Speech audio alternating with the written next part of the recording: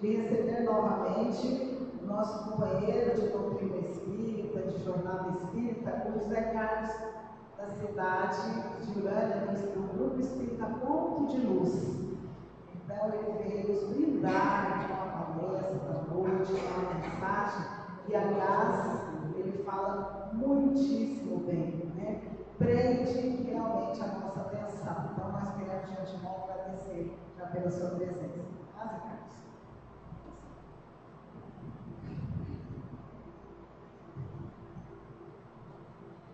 Boa noite a todos.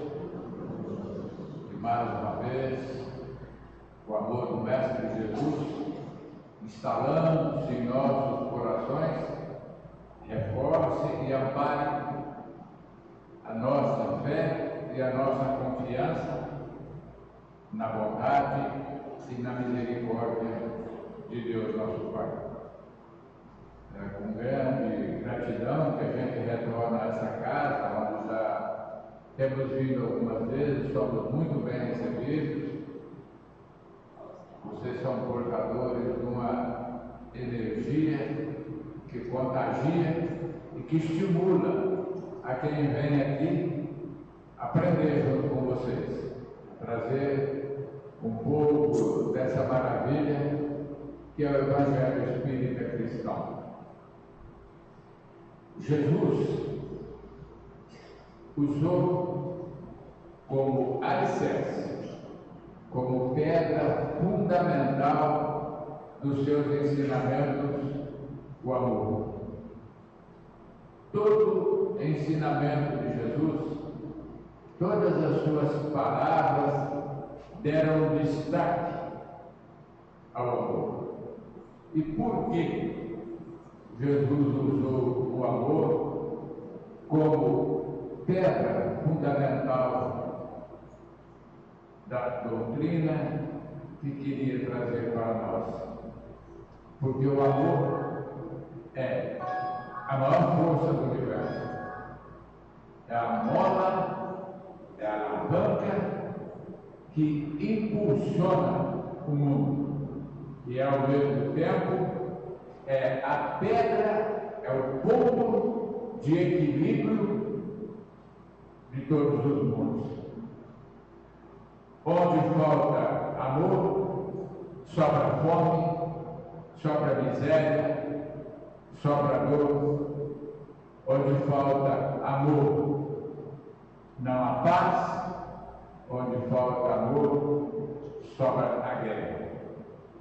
Porque o amor, como eu já disse, é o ponto de equilíbrio entre os povos. E sem amor, nós não conseguiríamos sobreviver. É claro que amor, para nós ainda, no nosso atual estágio evolutivo, é algo muito diferente daquilo que Jesus passou para nós. Nós temos o amor como um sentimento que não é de doação. Nós temos amor como um sentimento de posse. O amor para nós seria assim, o amor espelho, que precisa do reflexo para poder amar. Se nós amamos alguém e não sentimos o reflexo, o retorno desse amor, então nós ficamos infelizes. Como estava há pouco agora a mensagem do Divaldo Franco, falando que o importante não é ser amado, o importante é amar. Mas nós ainda não chegamos nesse ponto.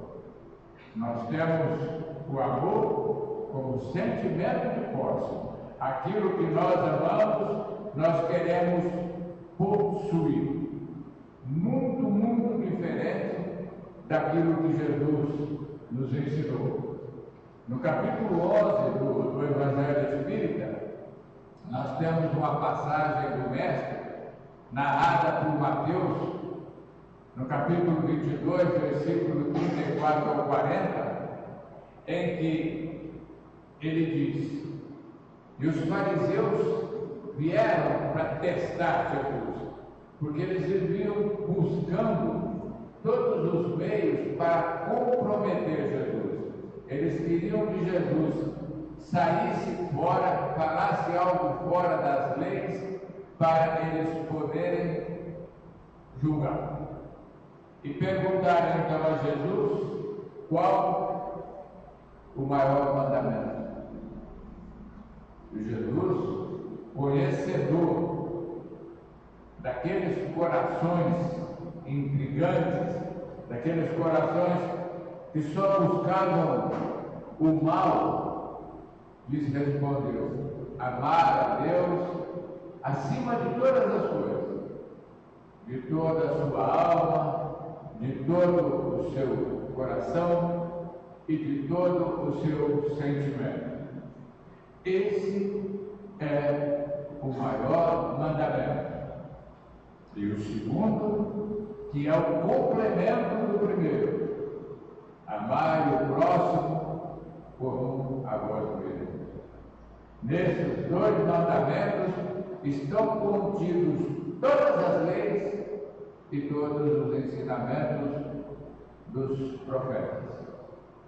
Eu tenho cá comigo que a única frase que Jesus disse e não ficou muito satisfeito com ela foi essa: amai o próximo como a vós mesmos. Tanto ele não ficou muito satisfeito que ele disse outra frase: amai-vos uns aos outros como eu vos amei. Já pensou se nós amássemos o nosso próximo como nós nos amamos? Porque nós ainda não conseguimos nos amar. Se nós amássemos, nós não faríamos uso do cigarro, nós não faríamos uso de bebida, nós não faríamos uso de drogas, nós não seríamos divulgadores de fofocas, nós não faríamos nada daquilo que nos causa mal. Porque, como disse o mestre, o mal não é aquilo que entra pela boca, é o que sai dela, e todos nós falamos daquilo que o coração está cheio. Então, se nós nos amássemos realmente, nós não faríamos nada que pudesse prejudicar essa, segundo Emmanuel, oitava maravilha do mundo, que é o nosso corpo físico. Só que nós, muito pelo contrário, a gente se alimenta mal, a gente pensa mal, a gente se expressa mal. Então, se nós amássemos ao próximo como nós nos amamos, eu acho que o próximo não estaria numa situação muito confortável. Por isso disse o mestre: amai-vos uns aos outros como eu vos amei. Quando Jesus disse a palavra amor, foi como se o mundo estremecesse, porque era uma coisa que ninguém conhecia, era um sentimento que era inexistente. No tempo do mestre só havia subsistência, era cada um para si, cada um procurando subjugar o próximo. Os mais ricos subjugando, maltratando os escravos. Quando Jesus veio falar de amor, ele veio romper com uma tradição de superioridade. E foi justamente por isso que ele foi crucificado. Porque Jesus pregou a igualdade entre as pessoas. Ele pregou o dar de graça o que de graça recebeste. Ele pregou a divisão das riquezas, e isso contrariava os homens da lei, contrariava o pessoal do templo, contrariava aqueles que usavam o templo de Jerusalém como meio de vida, através das oferendas, através das vendas que haviam em volta do templo, para que as pessoas sacrificassem a Deus. E Jesus disse: misericórdia quero, não sacrifício. Nós nos amamos tão pouco que ainda temos, eu respeito a fé das pessoas, que muitos e muitos vão à Aparecida, sobem aquele monte de degraus de joelhos, se ferindo, se machucando, para pagar uma promessa, como se aquilo pudesse agradar a mãe de Jesus. São pessoas que, infelizmente, para mim, não conheceram, não aprenderam o verdadeiro significado das palavras do Mestre. Misericórdia quero, não sacrifício. Nós estamos entrando na Semana Santa, onde se faz um monte de coisas de uma maneira formal, de uma maneira mecânica, e não se, eu não como carne na Sexta-feira Santa. Por quê? Se a gente notar, a Sexta-feira Santa cai sempre numa sexta-feira. Ela nunca cai no sábado, nunca cai na segunda, ela cai só na sexta, exatamente 40 dias depois do Carnaval. Então é algo que a humanidade, as religiões foram estabelecendo, que na Semana Santa, hoje já não se guarda tanto, mas antes tinha pessoas que não varriam a casa, que não faziam uma série de coisas. Eu acho que a gente devia usar a Semana Santa como reflexão, como pensar que a Semana Santa simboliza o amor do Cristo para conosco, o amor de quem se deu em sacrifício, o amor de quem foi crucificado não para salvar a humanidade, porque Jesus não veio à terra para salvar a humanidade. Cada um se salvará por conta própria.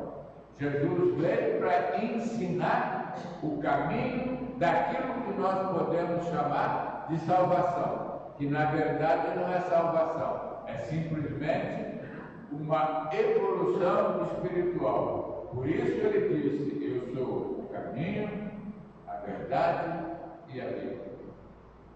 Então é muito bom nós aproveitarmos essa semana para refletirmos sobre a nossa necessidade para com o nosso próximo. Aproveitar o nosso jejum de carne da sexta-feira, apesar de hoje não está muito difícil pelo preço de fazer jejum, e doar aquilo que nós não queremos comer, por questões religiosas, por questões de aprendizado, porque a maior parte de nós, por exemplo, viemos da religião católica. Se não todos aqui, mas a maior parte, somos oriundos da religião católica e ainda trazemos esses conceitos para a nossa atualidade. Ainda tem muito espírita que fala amém. Tem muito espírita, não é nada, mas tem muito espírita que ainda passa em frente a uma igreja católica e faz o sinal da cruz. Por quê? Porque são coisas que nós aprendemos desde criança, dentro das tradições católicas, nas quais nós fomos criados. Mas nós temos muitos casos, quando falamos de amor ao próximo, a gente vê bastante. Essa semana, esses dias agora, um caso bastante comentado foi daquele tenente, daquele soldado que matou possivelmente a esposa. Até agora ele é o suspeito maior do assassinato da esposa. E aí existe aquela justificativa. Muitas vezes nós vemos na televisão, uma entrevista, o repórter pergunta, principalmente para os homens, né? Por que você matou? Ele responde, eu matei por amor. E o amor não mata. O amor machuca. O amor agride. Mas matar, o amor não mata. Ninguém morre de amor e ninguém mata por amor. E quando eu digo que o amor agride, o amor machuca, eu não quero dizer no sentido sentimental, no sentido amoroso. Eu digo que o amor machuca no sentido físico e machuca muito. E eu sei que talvez alguma cabeça esteja passando, algum pensamento, que, poxa vida, mas quem ama não machuca, quem ama não agride. Pois quem ama machuca e quem ama agride. E vou contar para vocês uma história que demonstra exatamente, que comprova o que eu estou falando. Uma senhora lavava roupa lá no Pantanal de Mato Grosso, lavava roupa naqueles batedor na beira do corpo, que as pessoas antigas conhecem, né? Que tinha que ficar batendo a roupa naquelas tábuas para limpar. Hoje é todo conforto, com máquina de lavar e tudo. E o filho dela brincava ao lado na água enquanto ela lavava a roupa. E o jacaré veio e pegou a perna da criança. E essa criança começou a gritar desesperada, e a mãe correu, o jacaré puxando por uma perna e a mãe agarrou pelo braço, e gritando para o pai da criança para vir matar o jacaré, para poder livrar o filho. E ficou aquela disputa, o jacaré puxava de um lado, a mãe puxava do outro, até que o pai chega e mata o jacaré e salva o filho. A criança teve bastante sequelas na perna, machucou bastante, mas passados alguns dias ele voltou à escola. E quando ele chegou à escola, ele era o herói do jacaré. Toda a meninada em volta dele pedindo para ele contar como foi a história, e ele contava para um, contava para outro. Aí um menino disse para ele assim, as marcas do dente do jacaré na perna dele ainda eram recentes, e o braço dele estava muito machucado. Aí o menino disse para ele assim, nossa, o que é isso no teu braço? Na perna foi o jacaré, e no teu braço foi o quê? Foi no meu braço, são as unhas da minha mãe, que ela agarrou o meu braço tão desesperada que ela cravou a unha no meu braço para que o jacaré não me levasse. E o garoto disse para ele assim, nossa, você tem 2 marcas de dor então? O garoto responde, não, eu só tenho uma marca de dor causada pelo jacaré na minha perna. As marcas do meu braço são as marcas do amor da minha mãe fazendo de tudo para me salvar. Então a gente pode perceber que o amor também machuca. Na melhor das intenções, mas o amor machuca, ele não mata, mas ele machuca. E amor, quando nós falamos, qual é o amor mais puro que tem? Qual é o maior amor da terra? Amor de mãe? Exatamente. Você é mãe? Você é? Mãe. Amor de mãe é o maior amor do mundo. Exatamente. Você ama o filho das outras como você ama o seu? Não. Não. Então não é o amor de mãe, é um amor seletivo. Quando você recebe na tua casa, você fez um bolo, o teu filho, um amiguinho, você vai cortar um pedaço do bolo, quem pega o pedaço maior? O teu filho, é lógico, não é isso? Isso é uma lógica da vida, porque o amor de mãe, ele não deixa de ser grandioso, mas ele é um amor seletivo. Nós ainda estamos a milhões de anos de distância de compreender o que é o amor de verdade, de compreender o que é o amor doação, aquele amor que busca sem querer, aquele amor que não procura reflexo, porque, como eu falei do amor espelho, nós ainda vivemos aquele tipo do amor caverna, que nós queremos eco. Eu te amo, mas nós queremos de volta, eu te amo, te amo, te amo, te amo, te amo com eco. Porque senão nós nos sentimos diminuídos, porque nós estamos sempre buscando retorno no sentimento que nós interessamos aos outros. Qual o caso de amor? Só existiu na Terra, só existiu um caso de amor verdadeiro. E podem ter certeza, não foi Romeu e Julieta. O único caso de amor verdadeiro que teve na Terra foi Francisco de Assis e Santa Clara. Os dois se amavam tanto que um não precisava dar amor para o outro, que o outro tinha. O que eles fizeram com o seu amor? Francisco foi distribuir o amor através dos franciscanos e Clara foi distribuir o amor que ela tinha para outras pessoas. Por quê? Porque nenhum dos dois necessitava de amor, porque em amor eles já eram plenos.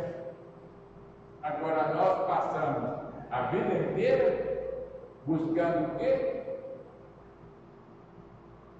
A alma gêmea do Fábio Júnior.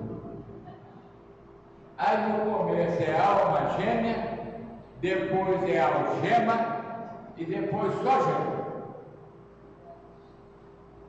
Eu preciso encontrar a metade da minha laranja. E de repente, você encontra o quê? Um limão inteiro do tamanho de uma jaca. E o que você tem que fazer? Adoçá-lo, com ternura, com carinho, com compreensão, porque aquele limão que você achou é a metade da laranja que você procurava. É onde você vai exercitar a paciência, exercitar a compreensão, exercitar a dedicação, para então se iniciar no aprendizado do amor. O que Paulo disse? O amor cobre a multidão de pecados. Mas não os esquece e nem é conivente com eles. Jesus, por exemplo, no caso da mulher adúltera, quando toda a população veio para que Jesus a julgasse, Jesus poderia ter julgado, buscou compreender, poderia ter castigado, resolveu perdoar. E então, ele praticou o quê? O exercício do amor e perguntou: quem nunca errou, que atire a primeira pedra. Porque no geral, todos nós que estamos aqui, sem nenhuma exceção, somos adultos. E todo aquele povo que estava lá era adulto, porque nós só achamos que adultério tem relação com matrimônio, não tem nada a ver. É um dos segmentos. Uma mãe adultera as palavras quando ela leva a criança para tomar uma injeção na farmácia e fala assim: não vai doer nada. Ela está sendo adúltera. Quando você dá uma resposta que você não queria com uma pessoa por questão de educação, por questão de conveniência, você está adulterando palavras. A mãe frita uma berinjela bem fininha e dá para a criança e fala que é igual chip. Ela está sendo adúltera. Então nós, a vida toda, nós somos adúlteros pelas palavras, pelos atos que nós realizamos. Não tem só, porque quando Jesus disse a respeito do adultério para aquela população, e todos foram embora, ele não perguntou assim: quem nunca traiu, que atire a primeira pedra. Ele perguntou quem nunca errou, porque ele conhecia todos. Ele sabia do sentimento, ele sabia do coração de cada um daqueles que estavam acusando. Então, todos se foram. Só que Jesus foi compreensivo com o erro daquela mulher, mas não foi conivente. Tanto que ele disse: eles não te condenaram, eu também não.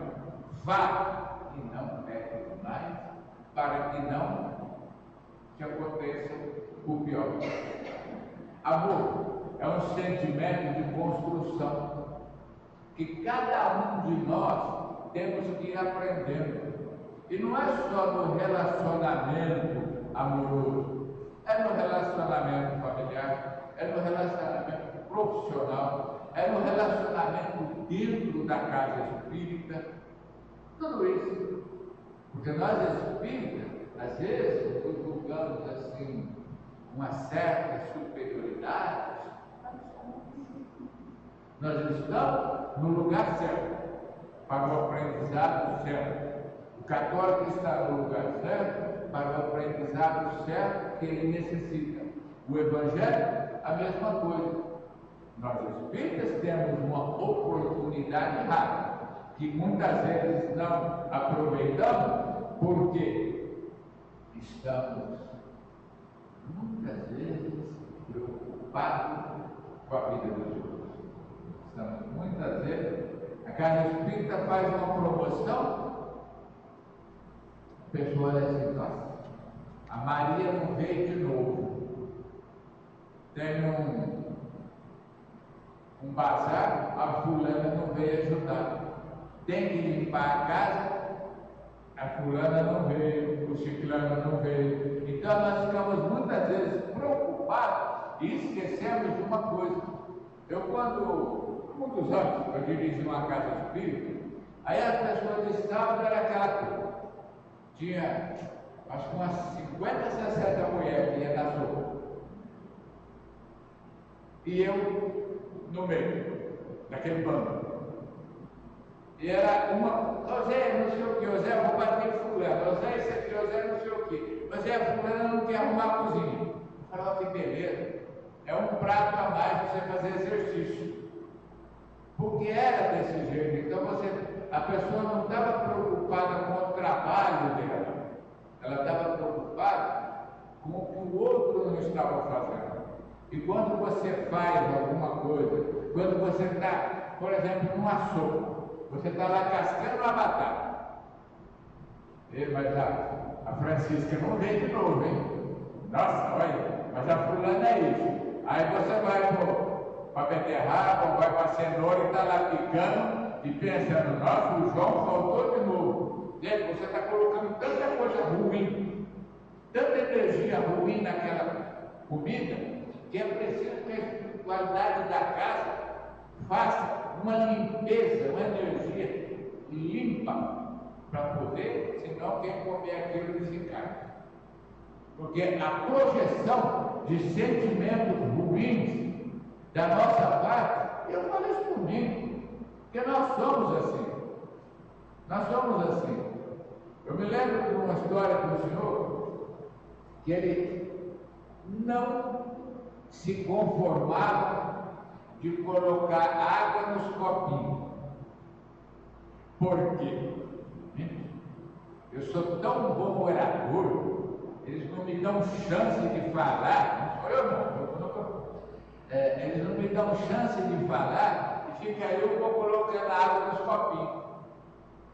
Passaram-se alguns anos, ele se tornou realmente um orador muito bom, já desencarnou, se não me engano, e o mentor dele um dia disse para ele assim, e agora, você está satisfeito falando para o público?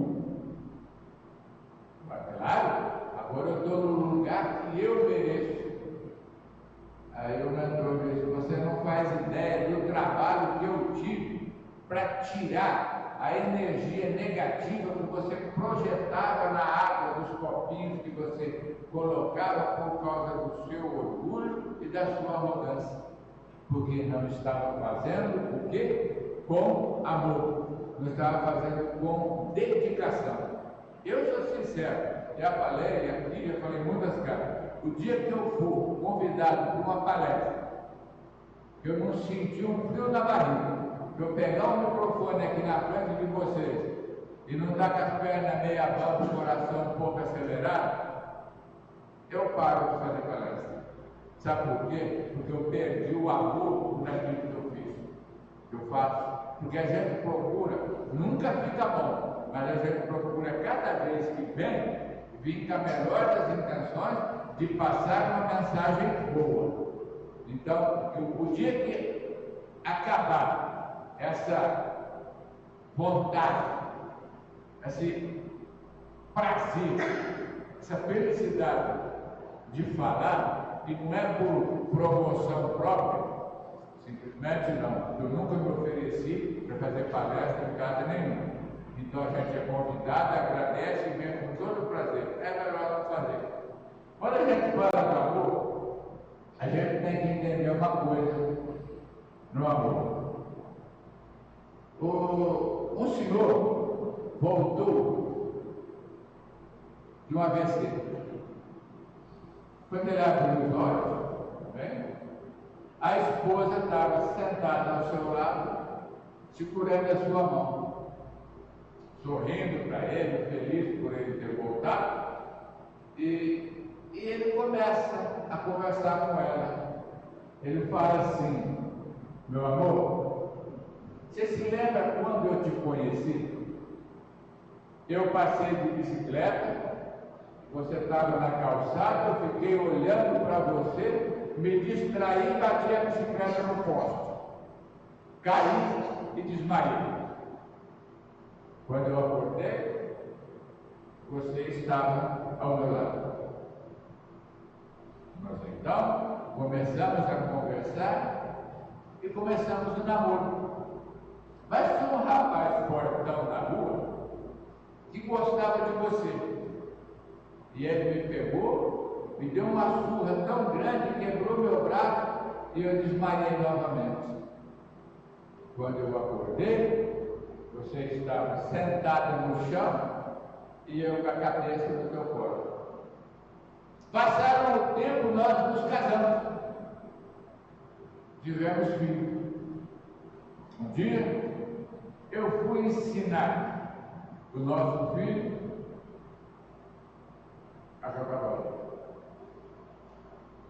E muito perna de pau, eu caí e quebrei uma perna. E lá estava você para me levar para o hospital.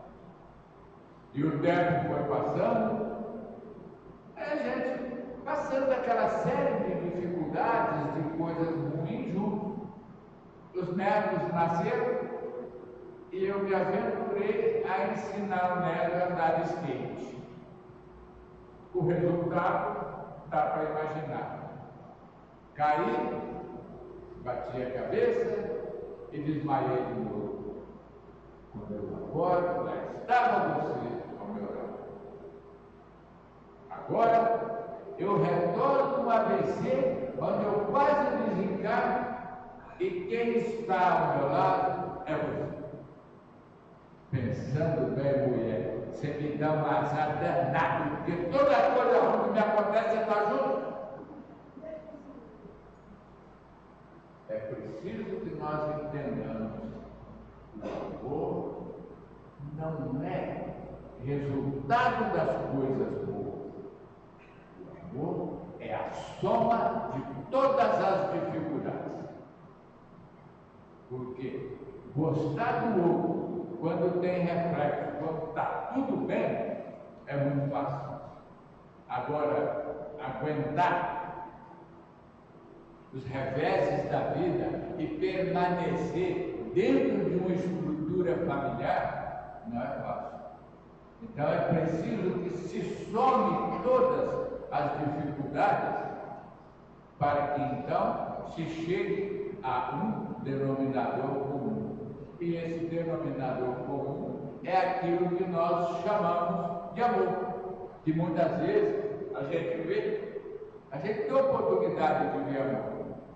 Ainda, muito raro nós temos. Nós temos oportunidade de ver amor na praça, nós temos oportunidade de ver o amor quando passamos em frente de uma casinha onde há dois velhinhos sentados naquelas cadeiras de alpendre, aquelas de cordinha. Ali é o amor estacionado, um perguntando para o outro se já tomou remédio da pressão ou se quer que passe a pomada com o reumatismo. Esse é o amor que estaciona. A paixão ela acaba, vocês sabem como. A paixão, ela termina, ela é algo sensacional. Quando vamos escolher entre o amor e a paixão, a gente prefere a paixão. A paixão viva os olhos, a paixão bambeia as pernas, o amor é chato, o amor é monótono, o amor não tem surpresas. Agora, o amor não acaba, o amor estaciona numa cadeirinha de alpendre. Agora, a paixão, ela termina na frente de um juiz. Cada um com o seu advogado do lado, querendo tirar até as calças do outro, de preferência com a carteira dele. É assim que terminam as paixões.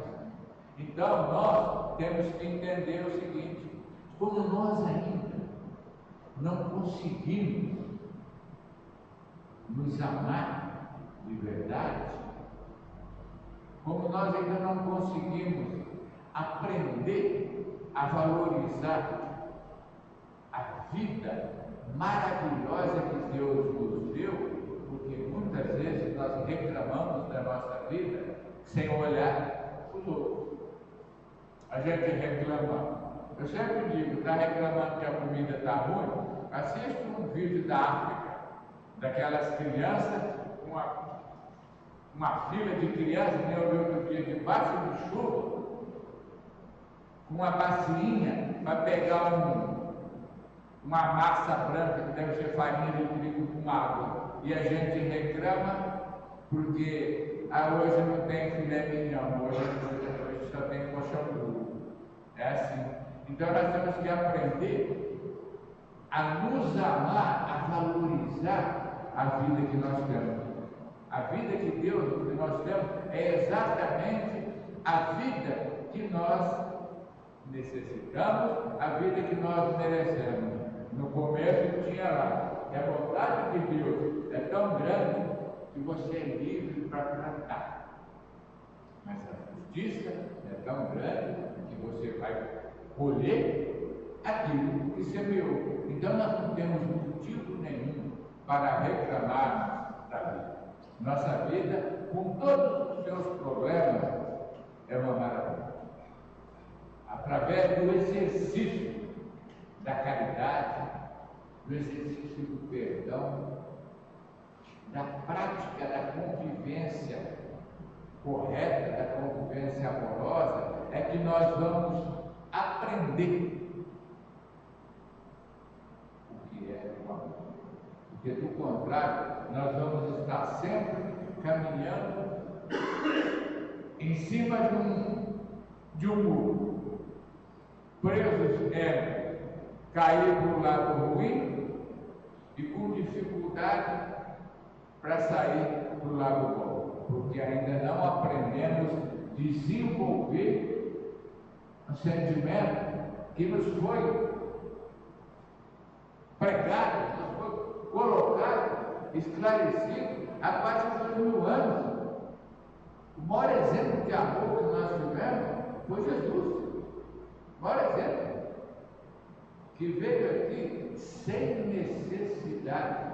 Um espírito da pureza, da grandeza de Jesus, não tinha necessidade de reencarnar. E ele veio para nos ensinar a verdade dos sentimentos divinos, a verdade do amor. Nós tivemos, por exemplo, o Chico Xavier. Se nós fôssemos fazer um filme sobre o Chico, esse filme teria que se chamar Um Homem Chamado Amor. Dedicação pura e total à caridade e amor ao próximo. Como Jesus nos disse, amai ao próximo como a vós mesmo. E eu queria deixar apenas uma reflexão para vocês. Já está encerrando, né? Qual o nome da pessoa que está sentada ao seu lado? Esposa não vale, eu falo companheiro de casa. Você não sabe. A maior parte, nós viemos para a casa espírita, sentamos anos e anos assistindo palestras. E um dia nós nos perguntamos assim: nossa, e aquela pessoa que sentava aqui? Porque tem pessoas que sentam sempre no mesmo lugar, de preferência lá atrás. A frente é sempre só. Aquela pessoa que sentava sempre nessa cadeira, eu não via ela mais. Aí eu falo assim: desencarnou. Como é o nome dela? Frequentou a mesma casa durante 10 anos, 15 anos, e não aprendeu nem o nome daquele que sentava ao seu lado. Tudo por falta de empatia, tudo por falta de olhar o próximo realmente como um irmão. Olhar o próximo como alguém digno da nossa amizade, como alguém digno do nosso carinho, do nosso respeito, da nossa compreensão. Então nós passamos a vida com sentimentos. Aliás, nós somos sonegadores de afeto. Que a gente não sonega de imposto, a gente sonega de afeto. Porque os nossos afetos, infelizmente, ainda são descartáveis. Porque se nós nos servimos dele, e a partir daquilo que ele já não tem mais serventia, nós descartamos como um copo que nós pegamos para beber. Usamos uma vez e jogamos de lado. Aí vamos procurar outro. Porque nós somos ainda sonegadores de afeto. Para nós pararmos de ser sonegadores de afeto, eu queria dizer a vocês o seguinte: por que não, a gente encerrando, por que não um abraço ao companheiro de lado? uma forma de dedicar carinho, uma forma de dedicar respeito e de dizer, mesmo que sem palavras, para ele, assim, você é importante para mim. Não é o eu te amo, porque nós ainda não sabemos o que é isso, mas você é digno e merecedor de todo o meu respeito e todo o meu carinho. Então, que cada um de nós possamos abraçar o companheiro de lado e projetar para ele aquela energia boa, não de amor, mas pelo menos de amizade, de carinho e de respeito. Que Jesus nos ampare a todos e nos conduza em paz de volta aos nossos lares. Obrigado e quem sabe até a próxima.